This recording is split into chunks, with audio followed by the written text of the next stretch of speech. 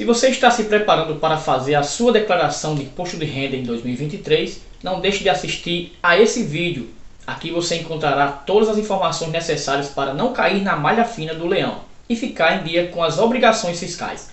No vídeo de hoje entrevistamos a contadora Rafaela Campos, que nos dará dicas importantíssimas sobre o assunto. Eu sou Anselmo Santana. Pegue o seu caderno e caneta e vem para o Por Dentro do assunto de hoje.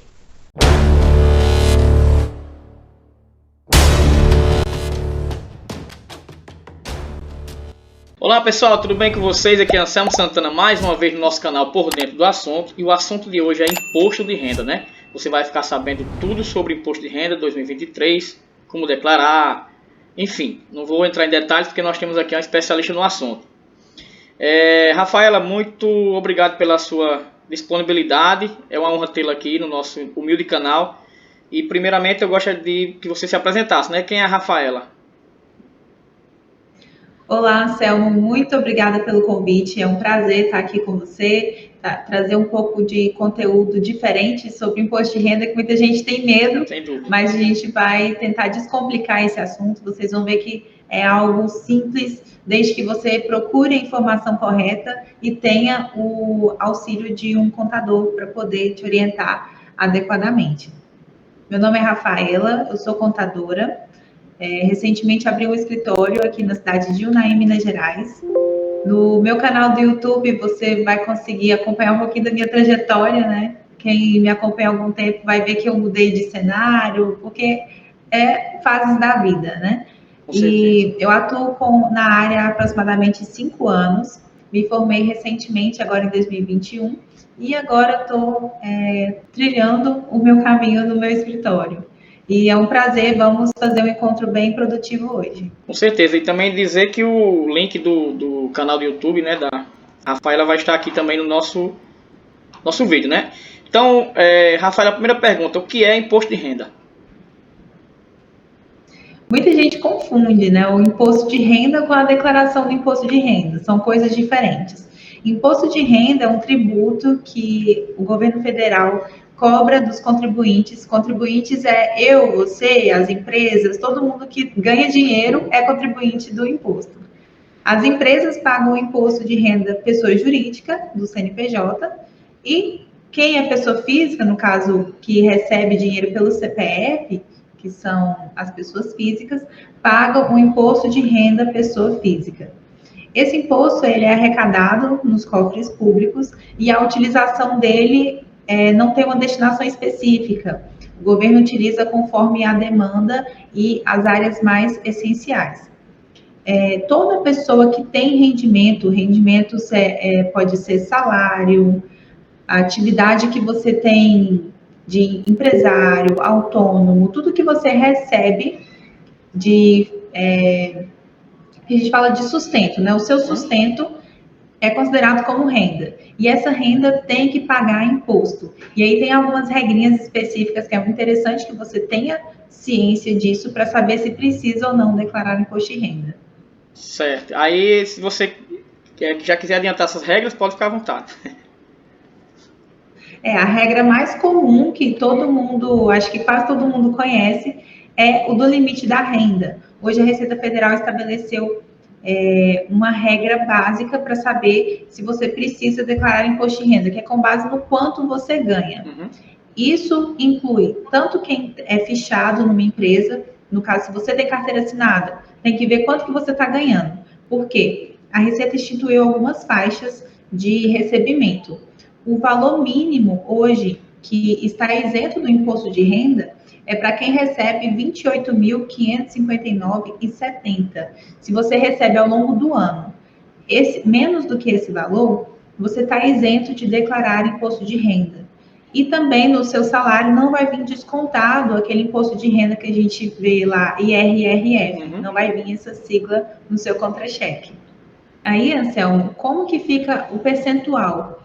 Para quem recebe mais do que esses 28 mil que eu comentei, vai começar pagando 7,5% de imposto de renda. E aí, à medida que você vai ganhando mais, essa alíquota vai aumentando. Ela pode chegar até 27,5%. Então, o fator principal que você tem que tentar identificar aí com base em todos os fatores é a renda. Se você se enquadrar nesse fator, se você recebe mais do que aproximadamente 2.300 por mês, mesmo que seja na carteira ou outra atividade que você executa, precisa declarar. E aí tem outros fatores também que podem alterar essa sua declaração. Agora, vamos supor que você não ganha esse valor, você ganha menos. Certo. Não significa que você não precisa declarar. Tem outros fatores também que, se você se enquadrar em pelo menos um, precisa fazer a declaração. Que fator é esse? Bom, os outros fatores é com relação a rendimentos isentos. Se você recebeu, o que significa rendimento isento? É um dinheiro que você ganhou que não incide imposto de renda, mas que seja maior do que R$40.000. Vamos supor que em 2022 você teve um rendimento de aplicação financeira que foi maior do que 40 mil, você precisa informar no imposto de renda, já te obriga a declarar, mesmo que você não receba aqueles 2.300 mínimo para poder fazer o imposto de renda. Tem também com relação aos bens, se você tiver bens com valor superior a R$300.000, precisa prestar contas. Tem a questão da propriedade rural, se você exercer atividade rural, também tem que fazer a declaração do imposto de renda, mas tem um detalhe, porque produtor rural só declara se tiver operações com venda, né, da atividade rural, ele receita acima de 142.798,50. Abaixo disso, fica isento de declarar esse imposto e também de pagar esse imposto de renda. Tem o detalhe importante também é para quem faz operações na Bolsa de Valores, que até o ano passado, se você tivesse pelo menos uma ação, vendido pelo menos uma ação, precisava declarar. Agora, não tem mais essa regra. Você só vai ter que declarar imposto de renda, se mexer com ações, se vender acima de R$40.000. Exceto se a operação que você fizer na Bolsa for tributada de imposto de renda. Aí a gente tem que olhar o que você está fazendo, né? Qual tipo de operação que você está operando lá em renda variável. Aí a importância de se ter um especialista, né, do lado para fazer, porque eu acho que as pessoas às vezes se perdem nessa parte, né? São muitos detalhes. Então, quando vamos supor que você quer fazer o imposto de renda. A primeira coisa que a gente faz é um mapeamento. Eu vou te perguntar tudo da sua vida. Eu preciso saber quanto que você ganha, se você tem mais de uma fonte de renda, se você tem filhos, se você é casado, solteiro, tudo isso a gente tem que saber, porque a informação ela tem que estar correta. Se a gente informar algo divergente, a Receita Federal já sabe, ela vai ver que está faltando informação. No caso, eu tenho união estável, né? Mas não tem nada em papel escrito. Eu posso colocar solteiro ou união estável? Nem no civil, nem nada. Isso, tem nada. Bom, você pode colocar se você já tiver união estável acima de 5 anos. Se você já estiver em união estável há mais de 5 anos, aí pode incluir o seu cônjuge. Tem duas informações que a gente põe no seu imposto de renda. A gente coloca se você possui cônjuge e coloca somente o CPF dele, ou a gente coloca também o dependente. São coisas diferentes. Sim. Você pode colocar o CPF da sua esposa lá dentro, mesmo não informando que ela é sua dependente. A gente só coloca que você possui uma união com alguém. Entendi. Rafaela, como funciona a declaração do imposto de renda? A declaração do imposto de renda é uma prestação de contas para o governo, para a Receita Federal. De princípio, ela já tem praticamente todas as informações na base de dados. Ela já sabe quanto que você ganha, já sabe qual banco que você tem conta, já sabe se você fez algum atendimento, uma consulta médica, ela já tem essas informações, porque os bancos, os hospitais, os médicos enviam uma série de declarações para a Receita, informando quanto que eles estão recebendo. Eles também prestam contas para a Receita Federal. E aí, a Receita Federal recepciona essas informações das instituições financeiras, dos bancos, das instituições de ensino, e já armazenam lá vinculado no seu CPF. Quando você faz a sua declaração, a Receita quer saber se você vai informar as mesmas coisas que eles estão informando. Então, as informações têm que casar e aí você vai declarar para a Receita a sua vida durante o ano de 2022. E aí ela vai ver se você tem que pagar imposto de renda ou se você vai restituir imposto de renda de acordo com a sua movimentação. E nós tivemos várias novidades esse ano, e a principal delas, que vai impactar bastante contribuintes, é da pensão alimentícia. Pensão alimentícia, geralmente, quem paga é algum dependente, ou seja, algum filho que recebe recebe o valor da pensão. Como que funcionava a pensão alimentícia? Até o ano passado, a pessoa que pagava a pensão tinha que informar no seu imposto de renda o valor que estava pagando, e quem recebia, no caso o filho ou a filha, também tem que prestar contas desse valor. Na maioria dos casos, o filho é dependente de alguém. Então, esse dependente entra na declaração do imposto de renda da mãe, por exemplo, e o valor que ele recebe de pensão alimentícia consta na declaração da mãe, da pessoa que tem um dependente. Ou seja, se o representante legal desse dependente tiver renda, no caso a mãe, ela recebe um salário e o filho recebe a pensão alimentícia. Esse valor da pensão alimentícia vai compor a renda da mãe, ou seja, vai alterar o cálculo do imposto de renda dela. Então, muitas das vezes a pessoa pagava imposto de renda em cima dessa pensão alimentícia. E aí a Receita Federal mudou essa regra. Agora, a pensão alimentícia não incide mais imposto de renda, o que até então acontecia no ano passado. A partir desse ano, a gente pode declarar a pensão alimentícia como isenta, para a pessoa não pagar imposto de renda em cima dela. E quem fez dessa forma até o ano passado tem direito a restituir, ou seja, a pegar de volta esse valor que pagou indevidamente, porque foi considerado que não incide.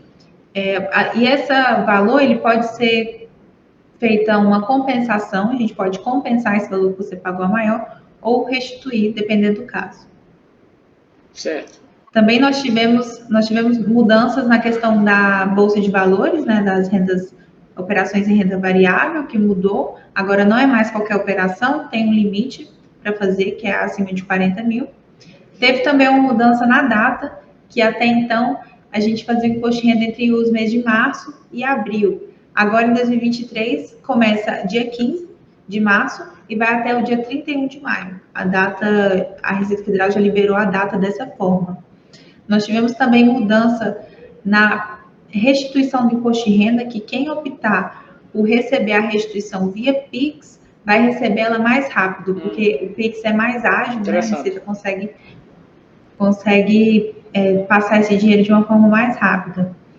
Também, quem fizer a declaração, quando a gente faz a declaração pré-preenchida, ou seja, a declaração pré-preenchida já vem a maioria dos dados prontos para fazer, a gente usa a senha do Gov da pessoa para poder fazer essa declaração pré-preenchida. Quando a gente faz dessa forma, você recebe a restituição mais rápido também. Que é justamente o que eu ia perguntar a você, como essa questão de quem recebe primeiro, tem alguma prioridade, é quem faz primeiro? A restituição, ela tem a prioridade para algumas pessoas, independente da data que ela fizer, eles vão dar prioridade para essas pessoas receberem a restituição, que são os idosos acima de 60 anos, que declaram imposto de renda, eles recebem com prioridade. Algumas pessoas deficientes também recebem a restituição primeiro. Quem trabalha na parte do magistério, no seu caso, você tem prioridade para receber a restituição, os professores aí têm esse benefício. E também quem fizer a declaração pelo Pix, aí a restituição pelo Pix vai ter essa prioridade.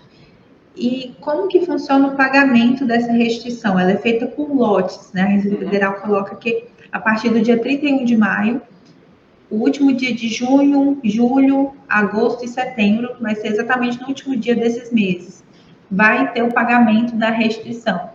Então, o quanto antes fizer a sua declaração, mais rápido você vai receber de acordo com essas datas. Eu vou correr porque eu já recebo no mês do meu aniversário, que é em junho. Rafaela... se você fizer agora, já vai receber em maio. Mais uma pergunta, Rafaela, com relação a essa questão do imposto de renda. Como é que é feito esse cálculo? O cálculo do imposto de renda, ele segue uma tabela progressiva que é de acordo com as faixas. Como que funcionam essas faixas? Até entre 1903 a 2.826,65, você vai pagar 7,5% de imposto de renda. Mas como que seria esse pagamento? Vamos supor que a pessoa tem carteira assinada, né? Você é fichado numa empresa e recebe salário. O seu salário, ele vai vir, o salário bruto, vai vir lá o INSS, que vai ser a sua contribuição. Se você for servidor público, também tem o pagamento da contribuição, é outro tipo de regime, mas esse pagamento da Previdência também abate. A gente pega o valor bruto que você recebe, deduz a contribuição previdenciária. Quanto que sobrou líquido? Esse valor líquido, abatido a previdência, é que a gente vê a faixa do imposto de renda. Então, vamos supor que você recebe líquido, descontado em INSS, R$ 2.500. Essa vai ser a base do imposto de renda. Esses R$ 2.500, se a gente olhar na tabela, que tem a tabela que nós vamos disponibilizar, vai ficar na segunda faixa, que é na verdade, a primeira faixa, a faixa inicial de 7,5%. Certo. Desses 2.500, a gente aplica a alíquota do 7,5%. O resultado, nós vamos deduzir uma parcela que é isenta. Na tabela, a Receita coloca lá que você pode abater do valor do cálculo determinado valor. Então, nessa primeira faixa aqui, pode deduzir R$ 142,80. O que sobrar vai ser o imposto que você vai pagar ali para o governo. Como consultar o imposto de renda? A consulta do imposto de renda ela pode ser feita no site oficial da Receita, que se chama ECAC. Eu gosto de utilizar ele porque lá a gente tem mais opções para poder consultar. Se tiver alguma pendência também, a gente já vê a pendência, já resolve tudo por ali. Mas você pode baixar também o aplicativo oficial do Meu Imposto de Renda, que lá é mais prático, porque você vai usar o seu celular e tem as mesmas funcionalidades. Essas duas formas você pode fazer. Eu não recomendo utilizar outro tipo de site. Sempre utilize o site oficial da Receita, até porque a gente vai colocar informações pessoais lá dentro e é importante que seja o site oficial. Como declarar dependente no imposto de renda e como fazer essa declaração desse dependente? Os dependentes, a gente tem que ter muito cuidado. Por quê? Um dependente, tudo que é dele, tudo que é da vida dele, quando a gente coloca ele como dependente, vai entrar na declaração do representante, do responsável desse dependente. Então, a primeira coisa que a gente pergunta para a pessoa, o seu dependente tem renda? Porque se você me falar que ele tem renda, no caso da pensão alimentícia, que tinha até o ano passado, essa renda vai entrar na sua declaração. Muitas das vezes, quando o dependente, vamos supor que ele é jovem aprendiz, ou ele tem um estágio, até mesmo ele tem um emprego que ele recebe salário, esse salário vai entrar na sua renda que você recebe, que é sua renda própria, e vai mudar o cálculo do seu imposto de renda. Se você recebe R$ 2.500 e o seu filho recebe 1.212, não vai ser mais 2.500, vai ser os 2.500 mais 1.212. Esses 1.212 para o seu filho é isento, mas na hora que entra na sua declaração já é tributado, porque você recebe mais do que a isenção do imposto de renda, e aí vira um imposto que você vai ter que pagar sobre uma renda que não é sua. É a mesma coisa do cônjuge, colocar também? Pega o valor que ele ganha e... O cônjuge é o seguinte, lá na ficha, na primeira parte que a gente vai colocar os seus dados pessoais, ele pergunta se você tem cônjuge. Se você marcar sim, precisa informar o CPF da sua esposa ou do seu esposo. Se você marcar não, tudo bem. Você pode marcar sim, colocar o CPF e não é obrigado a informar ele como dependente. Certo. Basta a Receita só quer saber se você é casado ou se é solteiro, para fazer o cruzamento de dados, até porque questão de endereço, divisão de bens, contas bancárias, ela usa essa informação para poder fazer o cruzamento de dados. Se você incluir o seu cônjuge como dependente, pode, desde que você seja o responsável financeiro dele, ou seja, você sustente essa pessoa. E é a mesma coisa, se o seu esposo ou sua esposa tiver renda e for declarado como dependente, vai ser a mesma questão do novo cálculo do seu imposto de renda. E também, dependentes, quem pode ser dependente? filho, filha, enteado, enteada, até 21 anos, que você sustente essa pessoa. Se ele tiver mais de 21 anos, a gente pode colocar até 24 anos se ele estiver fazendo faculdade.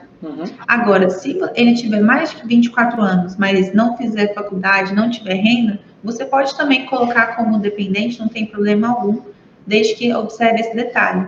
A gente pode colocar também o cônjuge, pai, mãe, avô, desde que essas pessoas não tenham renda, porque muitas das vezes não compensa colocar como dependente.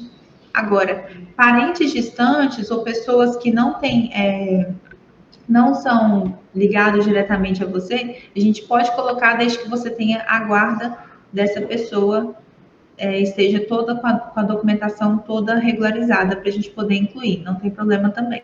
O que acontece com quem não declara o imposto de renda? O leão vem e abate. Quem não declara...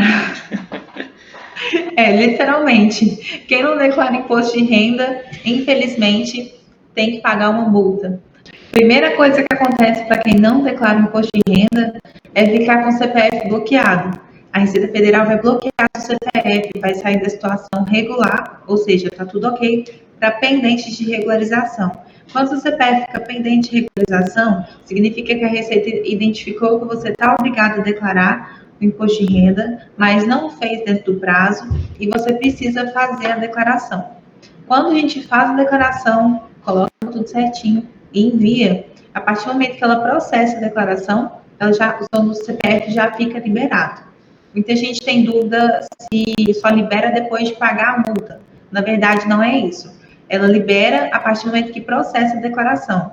Não necessariamente precisa pagar a multa para liberar o CPF. Então, você pode ficar tranquilo, você vai ter 30 dias para pagar essa multa, porque tem outro detalhe também, para quem não enviar dentro do prazo, tem uma multa que ela é a partir de R$ 165, e ela pode variar conforme a movimentação que tem no seu imposto de renda. Ela pode ser calculada em cima do imposto devido ali na declaração que não foi feito na época correta. Outro detalhe também que pode acontecer é no caso de ocultar as informações. Se você ocultar alguma informação no seu imposto de renda, a Receita pode colocar a sua declaração na malha fina. O que significa isso? Tem alguma divergência de dado e precisa corrigir, você precisa informar exatamente aquilo que consta lá na base de dados da Receita e que realmente aconteceu.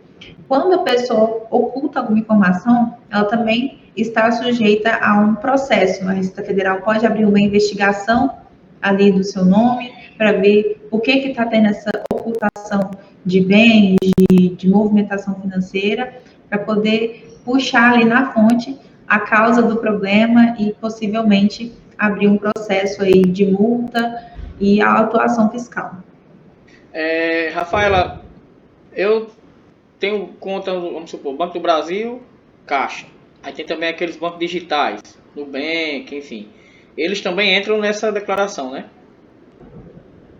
Isso, eles entram na declaração, mas não obrigatoriamente você precisa declarar. Nós declaramos os saldos das contas se for acima de R$ 5.000. Saldos inferiores a esse valor, não é obrigatório fazer a prestação de contas desses valores. Quando a gente vai fazer o imposto de renda, nós não pegamos o extrato bancário da sua conta. Nós pegamos o informe de rendimento financeiro. Certo. Esse informe de rendimento é um documento próprio que o banco vai gerar a partir das declarações que ele fornece para a Receita Federal. Nesse informe de rendimento vai conter o saldo final da conta no dia 31/12 do ano anterior, ou seja, 31/12 de 2021. E o saldo final de 31/12 do ano que a gente está declarando, no caso 2022. Certo. Esses saldos a gente vai informar no seu imposto de renda e também se teve rendimento. Se você tem uma poupança, você recebe juros ali daquele dinheiro que está lá na conta. Esse valor a gente coloca na declaração. Se você tiver aplicação financeira, também vai aparecer nesse informe de rendimento, assim como os juros que você recebeu. Se você tiver empréstimo, financiamento, consórcio ali daquele mesmo banco, se não vier no informe de rendimento, vai ter um outro documento próprio dessas aplicações, desses contratos que você tem com o banco, que a gente tem que informar.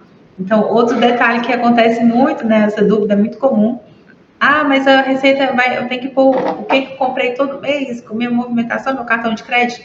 Não, não tem isso. Uhum. É só os saldos finais e iniciais. Certo, entendi. Agora, como declarar o imposto de renda pela primeira vez e quais são os principais erros? Independente de ser pela primeira vez, mas quais os principais erros que geralmente as pessoas cometem? Isso, o principal erro que as pessoas cometem é não saber que está obrigado a declarar. Primeira coisa que você tem que procurar saber mesmo é se você está obrigado e qual o fator que você está obrigado a declarar. Seja pela renda, seja pelo rendimento da aplicação financeira, seja por bens. Então, o primeiro ponto é esse, saber se precisa ou não declarar imposto de renda. O segundo ponto é fazer a declaração sozinho, sem ter o suporte de um contador, o suporte de um profissional habilitado, para poder informar as suas movimentações da forma correta. Porque, além de minimizar erro, você vai economizar tempo e vai ter uma segurança muito maior das suas informações. Por isso, tente sempre estar junto de um bom contador, de um bom profissional, para te amparar nesse momento. Outro erro muito comum é dos dependentes, porque dependente, ele só pode estar na declaração de uma pessoa só. O pai e a mãe não podem incluir o filho na declaração dos dois. Ou vai estar só na declaração do pai ou só na declaração da mãe. Certo. Se informar nas duas, cai na malha, isso aí é um problema. Outro erro muito comum é digitar os dados incorretos, porque a Receita já tem os valores lá armazenados. Se a gente informar um centavo que seja diferente, vai cair na malha. E tem outros erros também com relação a colocar despesas que não existiram. A gente só pode informar despesas que realmente tem um documento fiscal que comprova aquela despesa, que está na declaração tanto de quem recebeu o serviço quanto de quem contratou. Então, essas são algumas das principais questões que ocorrem aí no imposto de renda. Tem uma pergunta que surgiu agora, não está no script, mas tenho certeza que ela é importante. Vou improvisar. É verdade. Até esqueci a pergunta, acredito. Despesas? Que você estava falando, eu lembrei, agora acabei esquecendo. Ah, lembrei. Suponhamos que eu tenho uma moto, sei lá. Essa moto também entra nesse imposto de renda. E outra coisa, todo ano tem que declarar essa moto? Ou baixa uma vez? Não sei nem se declara moto, não sei. Só imóvel. Se você está obrigado a declarar, vamos supor que não seja pelo fato dos bens acima de 300 mil. Vamos supor que seja pela sua renda. Você tem a renda maior do que a isenção e precisa declarar. Quando a gente faz a declaração, a gente informa os bens que você possui. Vamos supor que você tem uma moto que custou 20 mil. A gente vai informar lá no seu imposto de renda o ano que você comprou essa moto, todos os dados dela, cor, placa, Renavan, se você comprou ela nova ou usada, quem que te vendeu, o valor que você comprou, a forma que você pagou, e vai constar lá o valor dessa moto nos saldos, porque os bens do imposto de renda é o mesmo caso do extrato bancário, das informações bancárias.